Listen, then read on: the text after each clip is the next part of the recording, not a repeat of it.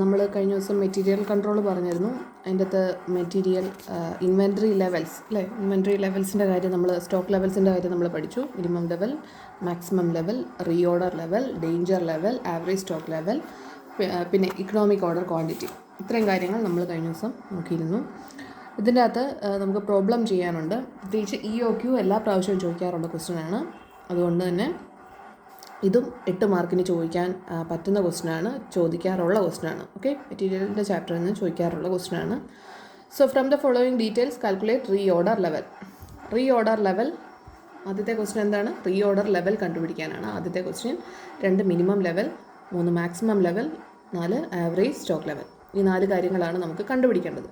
So ഇതിൻ്റെ equation already നമ്മൾ കഴിഞ്ഞ പേജിൽ നമ്മൾ പഠിച്ചു കഴിഞ്ഞു. റീ ഓർഡർ ലെവൽ കണ്ടുപിടിക്കാനുള്ള ഇക്വേഷൻ എന്താണ്? Maximum consumption into maximum reorder period. Okay, maximum consumption into maximum reorder period. ഇത് നമുക്കിത് ഓൾറെഡി ഇത് ക്വസ്റ്റ്യൻ്റെ അകത്ത് തരും. നോക്കോണേ, നോക്കിയേ, നോർമൽ യൂസേജ് തന്നിട്ടുണ്ട്. കണ്ടോ, ഒരു വീക്കിൽ 300 യൂണിറ്റാണ് നമ്മൾ നോർമലി യൂസ് ചെയ്യുന്നത്.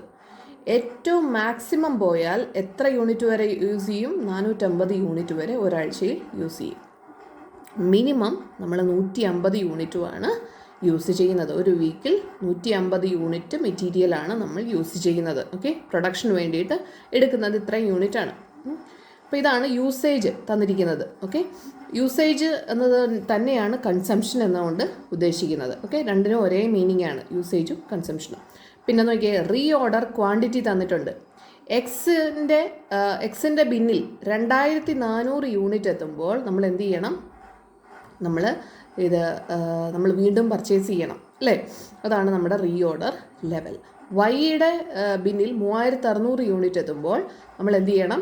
വീണ്ടും പർച്ചേസ് ചെയ്യണം. ഓക്കെ, അടുത്താണ് റീ ഓർഡർ പീരീഡ്. എക്സിന് 4 to 6 വീക്സ് ആണ്, 4 തൊട്ട് 6 ആഴ്ച വരെ എടുക്കും നമുക്കത് ഫില്ല് ചെയ്ത് വരാൻ. വൈക്ക് 2 to 4 വീക്സ് എടുക്കും നമുക്ക് ബിന്ന് ഫില്ല് ചെയ്ത് വരാൻ. ഓക്കെ, അപ്പോൾ നോക്കിയാൽ reorder level is equal to maximum consumption, it is already given അല്ലേ? Maximum usage 450 units into maximum reorder period. Maximum reorder period എത്രയാണ്? എക്സിൻ്റെ അല്ലേ, എക്സിൻ്റെയും വൈയുടെയും സെപ്പറേറ്റ് ആയിട്ട് കണ്ടുപിടിക്കണം കേട്ടോ. എക്സിൻ്റെ മാക്സിമം കൺസംഷൻ 450 യൂണിറ്റ്സ് ആണ്. എല്ലാത്തിൻ്റെയും മാക്സിമം എക്സിൻ്റെയും വൈയുടെയും യൂസേജാണിത്.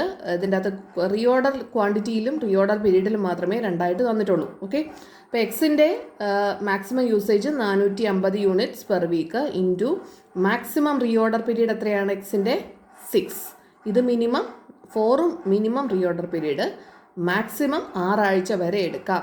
ഓക്കെ, 6 ആണ്. 450 ഇൻറ്റു 6 2700 യൂണിറ്റ്സ്. നെക്സ്റ്റ് പ്രൊഡക്റ്റ് വൈയുടെയും മാക്സിമം യൂസേജ് 450 തന്നെയാണ്. നമുക്ക് സെപ്പറേറ്റ് ആയിട്ടൊന്നും തന്നിട്ടില്ല, അതുകൊണ്ട് നമുക്ക് ഇത് തന്നെ 2 പ്രൊഡക്റ്റിനും എടുക്കാം.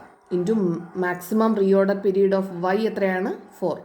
കണ്ടോ, maximum consumption into maximum reorder period. Next നമ്മളോട് കണ്ടുപിടിക്കാൻ പറഞ്ഞിരിക്കുന്നത് മിനിമം ലെവലാണ്.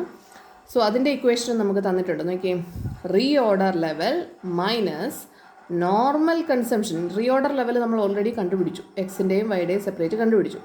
മൈനസ് നോർമൽ കൺസംഷൻ തന്നിട്ടുണ്ടോ നോക്കിയേ, നോർമൽ യൂസേജ് തന്നിട്ടുണ്ട് അല്ലേ?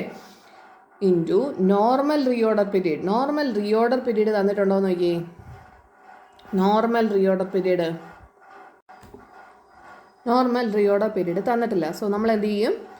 ഈ minimum plus maximum divided by 2 എടുക്കും. Okay, 4 + 6 divided by 2 that is 5 ആയിരിക്കും എക്സിൻ്റെ നോർമൽ റീ ഓർഡർ പീരീഡ് അല്ലെങ്കിൽ ആവറേജ് റീ ഓർഡർ പീരീഡ് എന്ന് അതിനെ പറയാം. വൈയുടെ എത്ര വരും അപ്പം? 2 + 4 minimum plus maximum divided by 2 that will be the normal reorder period അല്ലെങ്കിൽ average reorder period of product Y. Okay, അപ്പോൾ മിനിമം ലെവൽ നമ്മൾ ഈ ഇക്വേഷൻ ഇട്ട് കണ്ടുപിടിക്കുന്നു. Okay, reorder level already ഉണ്ട്, മൈനസ് നോർമൽ കൺസംഷൻ ഓൾറെഡി തന്നിട്ടുണ്ട്, into normal reorder period എക്സിൻ്റെയും വൈയുടെയും സെപ്പറേറ്റ് ആയിട്ട് കാണുന്നു. ഓക്കെ, പിന്നെ നമ്മളോട് ചോദിച്ചിരിക്കുന്നതാണ് മാക്സിമം ലെവൽ. അതിനും ഇക്വേഷൻ ഉണ്ട് അല്ലേ? ഇക്വേഷൻ എല്ലാം നിങ്ങൾ കാണാൻ പിടിച്ചോണം. That is reorder level plus reorder quantity. Reorder level നമുക്ക് ഓൾറെഡി ആദ്യം കണ്ടുപിടിച്ചു. Reorder quantity it is already given. എക്സിൻ്റെ 2400 യൂണിറ്റ് എന്നും വൈയുടെ 3600 യൂണിറ്റ് എന്നും നമുക്ക് തന്നിട്ടുണ്ട് അല്ലേ? Minus minimum consumption into minimum reorder period. So എക്സിൻ്റെയും വൈയുടെയും സെപ്പറേറ്റ് ആയിട്ട് നമ്മൾ കണ്ടുപിടിക്കുന്നു. ഓക്കെ, ഇനി ആവറേജ് സ്റ്റോക്ക് ലെവൽ കാണണമെങ്കിൽ എന്ത് ചെയ്യണമെന്നറിയാമോ? നമ്മൾ ഓൾറെഡി മിനിമം ലെവലും മാക്സിമം ലെവലും ചെയ്തിട്ടുണ്ട് അല്ലേ? അപ്പോൾ ഈ എക്സിൻ്റെയും വൈയുടെയും മിനിമം ലെവൽ, എക്സിൻ്റെ മിനിമം ലെവൽ എത്രയാണ്? 1200 യൂണിറ്റ്സ്. എക്സിൻ്റെ മാക്സിമം ലെവൽ എത്രയാണ്?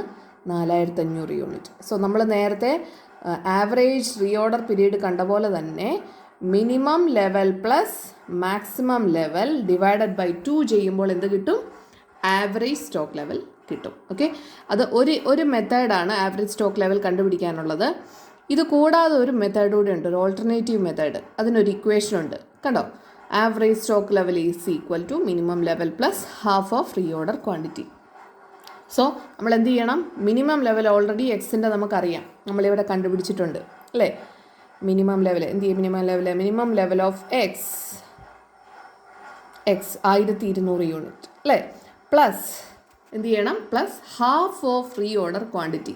ഹാഫ് ഓഫ് 2400 നമുക്ക് ഓൾറെഡി തന്നിട്ടുണ്ട് റീഓർഡർ ക്വാണ്ടിറ്റി 2400. കണ്ടോ? അങ്ങനെ ചെയ്യുമ്പോഴും നമുക്ക് എക്സിൻ്റെ ആവറേജ് സ്റ്റോക്ക് ലെവൽ കിട്ടും. സോ നിങ്ങൾ ശ്രദ്ധിക്കേണ്ട ഒരു കാര്യം, ആവറേജ് സ്റ്റോക്ക് ലെവൽ 2 ഇക്വേഷൻ ഇട്ട് ചെയ്യുമ്പോൾ രണ്ടിനും 2 ഫിഗർ കിട്ടാൻ ചാൻസ് ഉണ്ട്. നോക്കി, ആദ്യത്തെ ഇക്വേഷൻ ഇട്ട് ചെയ്തപ്പോൾ ആവറേജ് എത്ര കിട്ടി? 2850. രണ്ടാമത്തെ ഇക്വേഷൻ ഇട്ട് ചെയ്തപ്പോൾ ആവറേജ് 2400 കിട്ടിയത്.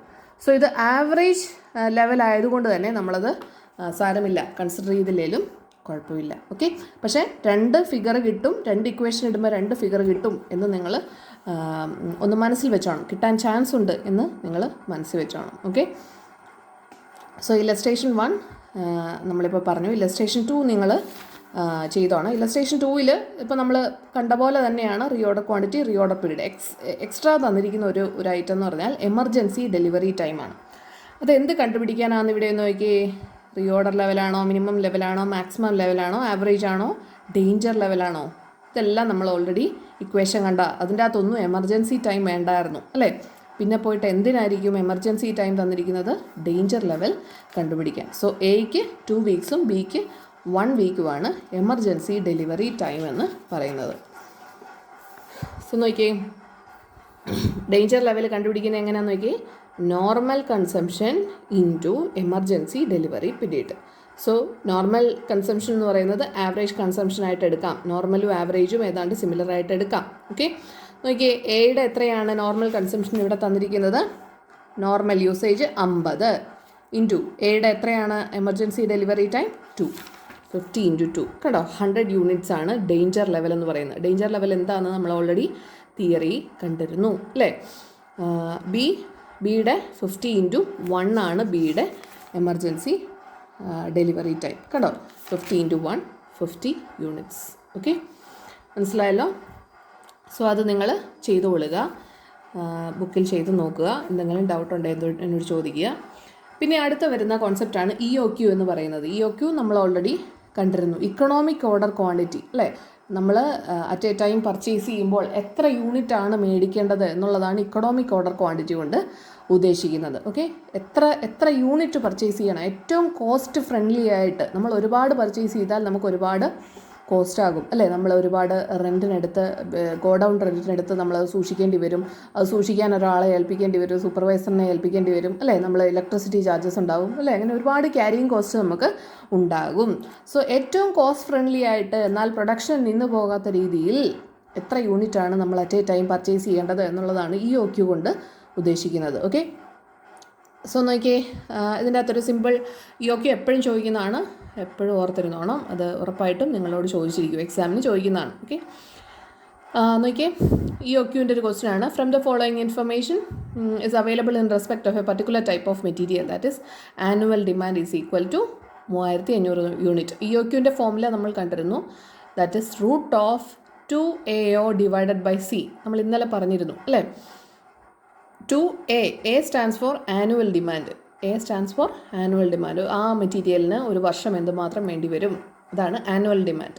ഇറ്റ് ഈസ് ഗിവൻ ദെയർ അല്ലേ? A തന്നിട്ടുണ്ട്. ഇനി എന്താണ് O stands for ordering cost. നമുക്കിത് ഓർഡർ ചെയ്യാൻ എത്ര രൂപ കോസ്റ്റ് ആകും? സേ നമ്മൾ ഫ്ലിപ്കാർട്ടിലൊക്കെ ഓർഡർ ചെയ്യുമ്പോൾ നമ്മുടെ കയ്യിൽ നിന്ന് ഒരു എക്സ്ട്രാ ഒരു 50 റുപ്പീസ് മേടിക്കും അല്ലേ? ഒരു 40 അല്ലേ 50 റുപ്പീസ് നമ്മുടെ കയ്യിൽ നിന്ന് ഓർഡർ ചെയ്യുമ്പോൾ മേടിക്കാറുണ്ട് അല്ലേ. ആ ഓർഡറിങ് കോസ്റ്റ് എത്രയാണ്? It is already given. Ordering cost per order 5 രൂപ. 3500 യൂണിറ്റാണ് നമുക്ക് വേണ്ടത്. ഓരോ പ്രാവശ്യം ഓർഡർ ചെയ്യുമ്പോഴും നമുക്ക് 5 രൂപ ചിലവാകും. എന്നാൽ എല്ലാം കൂടെ ഓർഡർ ചെയ്ത് ഒരുമിച്ച് വരുത്തിയാലോ? 3500 യൂണിറ്റ് ഒരുമിച്ച് വരുത്തിയാൽ ഒരു 5 രൂപയെ ചിലവാകത്തുള്ളൂ. പക്ഷേ ഈ 3500 യൂണിറ്റ് നമ്മൾ ഒരുമിച്ച് കീപ്പ് ചെയ്യുമ്പോൾ നമുക്കൊരുപാട് ക്യാരിങ് കോസ്റ്റ് ഉണ്ടാകും അല്ലേ. അപ്പോൾ അതുകൊണ്ടാണ് നമ്മൾ പല പ്രാവശ്യമായിട്ട് ഓർഡർ ചെയ്യുന്നത്. ഓക്കെ, നമ്മൾ അരിയല്ല അല്ലേ, നമുക്ക് ചീത്തയായി പോകുന്ന പച്ചക്കറി ഒരു മാസത്തേക്ക് ഒരുമിച്ചാണോ നമ്മൾ മേടിക്കുന്നത്? അല്ല അല്ലേ, നമ്മൾ പല പ്രാവശ്യമായിട്ട് മേടിക്കണം, അല്ലെങ്കിൽ അത് ചീത്തയായി പോകും. പച്ചക്കറി നമുക്ക് അത്രയും അങ്ങോട്ട് സൂക്ഷിക്കാൻ പറ്റില്ല അല്ലേ. അപ്പോൾ നമ്മൾ എന്ത് ചെയ്യും? പല പ്രാവശ്യമായിട്ട് ഓർഡർ ചെയ്യും, പല പ്രാവശ്യമായിട്ട് നമ്മൾ മേടിക്കും. അപ്പോൾ എക്സ്ട്രാ നമുക്ക് പൈസയാകുമെങ്കിലും നമ്മുടെ ഇരിക്കുന്ന സാധനം കേടായി പോകത്തില്ല അല്ലേ. അല്ല, ഞാൻ കേടായി പോകുന്നതല്ല പറയുന്നത്, ഞാൻ ഇതിൻ്റെ ക്യാരിങ് കോസ്റ്റിൻ്റെ കാര്യമാണ് പറയുന്നത്. ഓക്കെ, നമ്മൾ കൂടുതൽ മേടിച്ച് വെക്കുന്തോറും കൂടുതൽ മേടിച്ചു വെച്ചാൽ നമുക്ക് സൂക്ഷിക്കാൻ സ്ഥലം വേണം. അതിനൊരു സ്റ്റോറേജ് കോസ്റ്റ് അല്ലെങ്കിൽ ക്യാരിങ് കോസ്റ്റ് നമുക്ക് ഉണ്ടാകും. അതുപോലെ തന്നെ കൂടുതൽ മേടിക്കുമ്പോൾ നമുക്ക് കൂടുതൽ ഇൻവെസ്റ്റ്മെൻറ്റ് വേണ്ടി വരും. സോ നമുക്ക് കൂടുതൽ ഇൻട്രസ്റ്റ് നമുക്കവിടെ ഇൻകറായെന്നും ഇരിക്കും അല്ലേ. ഇൻട്രസ്റ്റ് ബാങ്കിൽ നിന്ന് ലോൺ എടുത്ത് നമുക്ക് മേടിക്കേണ്ടി വരും, എന്നാലും നമ്മൾ ഇൻട്രസ്റ്റ് കൊടുക്കേണ്ടി വരും അല്ലേ. അപ്പോൾ അങ്ങനെയൊക്കെയുള്ള കാര്യങ്ങളെല്ലാം എന്താണ്? സ്റ്റോറേജ് കോസ്റ്റും ഇൻട്രസ്റ്റ് റേറ്റും എന്താണ്? ക്യാരിങ് കോസ്റ്റായിട്ട് നമ്മൾ കൺസിഡർ ചെയ്യണം. Okay, carrying cost per unit എന്ന് പറയുന്നത് എത്ര വരുമെന്ന് നോക്കിയേ. 3% ടേംസിലാണ് തന്നിരിക്കുന്നത്. ഓക്കെ, 3%ഉം 10%ഉം രണ്ടും കൂടെ കൂട്ടുമ്പോൾ എത്ര വരും? ക്യാരിങ് കോസ്റ്റ് എന്ന് പറയുന്നത് 13% എന്ന് കിട്ടും.